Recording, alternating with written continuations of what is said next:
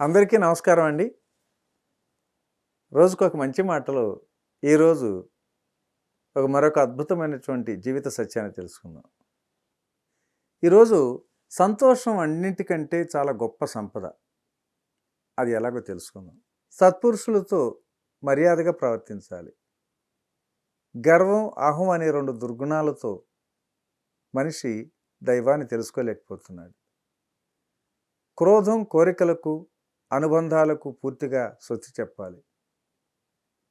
కోపంగా ఉంటే మనిషికి జ్ఞానం పొందలేడు. అందువలన శాంతంగానే ఉండి ఆ జ్ఞానాన్ని పొంది ఆ జ్ఞానాన్ని నిత్య జీవితంలో వినియోగించుకోవాలి. సత్పురుషుడికి లోకంలో చెడు అనేదే కనిపించదు. మేధావులు తనకున్న జ్ఞానంతో గర్వపడుతూ ఉంటారు. వాస్తవానికి నిత్య జీవితంలో ఉపయోగించని జ్ఞానం నిజమైనటువంటి జ్ఞానం కానే కాదు. అటువంటి జ్ఞానం నిష్ఫలమే.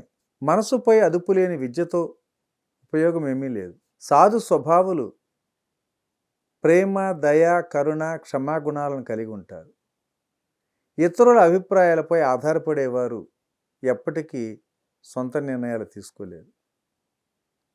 అలాగే మనసుపై అదుపు సాధించలేని వారు ప్రత్యక్ష అనుభవం కూడా పొందలేరు. క్రమశిక్షణ కలిగిన వారే ఆ మనసుపై అదుపు సాధించగలరు. మనసు అనేది నరకాన్ని, స్వర్గాన్ని రెండింటిని సృష్టిస్తుంది. మనసు ఒక భయంకరమైనటువంటి రాక్షసి. భయం అనేది మనిషికి గొప్ప శత్రువు. అన్ని భయాల కన్నా మృత్యు భయం మనిషిని భయపెడుతుంది.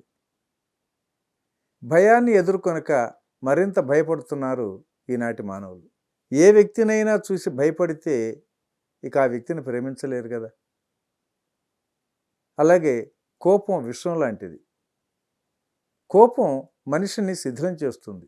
వ్యతిరేక ఆలోచనలు కూడా విషం లాంటివే. వీలైనంత వరకు మంచి మార్గాన్ని అనుసరించడానికే మనం నిరంతరం ప్రయత్నిస్తూ ఉండాలి. అలాగే మనం ఎవరికో నచ్చాలని నటించకూడదు. మనమంటే నచ్చిన వారే మనతో ఉంటారు, నచ్చని వారు వెళ్ళిపోతారు. మరి మనమేంటో అర్థం చేసుకోలేని వారి కోసం మనం ఎందుకు మన ప్రవర్తన మార్చుకోవాలి? కోయిల తన గాన మాధుర్యాన్ని మార్చుకోలేదు కదా. మల్లె తన సువాసనను కూడా మార్చుకోదు. వెన్నెల అందం మారదు, నెమలి నాట్యం మారదు. ఇలా ప్రకృతిలో ఎవరి ప్రత్యేకతను వారే చాటుకుంటూ ఉంటే మనిషి మరి తన సహజత్వాన్ని కోల్పోయి అసహజత్వాన్ని పొందుతూ ఏదో ఆరాటపడుతూ జీవితాన్ని కృత్రిమంగా చేస్తున్నాడు, జీవిస్తున్నాడు. మనకు నచ్చినది నిజాయితీతో కూడుకున్నది అయి ఉంటే చాలు. మన మనసుకు మనం సమాధానం చెప్పుకోగలిగితే చాలు. మనకు మనమే మహోన్నతులం. అద్దం లాంటి జీవితాన్ని అర్థం చేసుకుని జీవించాలి. మన జీవితం మన ఇష్టం. అలాగే మన జీవితం చాలా చిన్నది కూడా. జీవితంలో ప్రతి క్షణాన్ని ఆస్వాదిస్తూ ఎంజాయ్ చేస్తూ జీవించాలి. మరి ఈరోజు ఈ మంచి మాట ఇంతటితో ముగించుకుందాం. రేపటి రోజుని మరొక జీవిత సత్యం ద్వారా కలుసుకుందాం. Thank you. ఇట్లా మీ రామిరెడ్డి, మానస సరోవరం.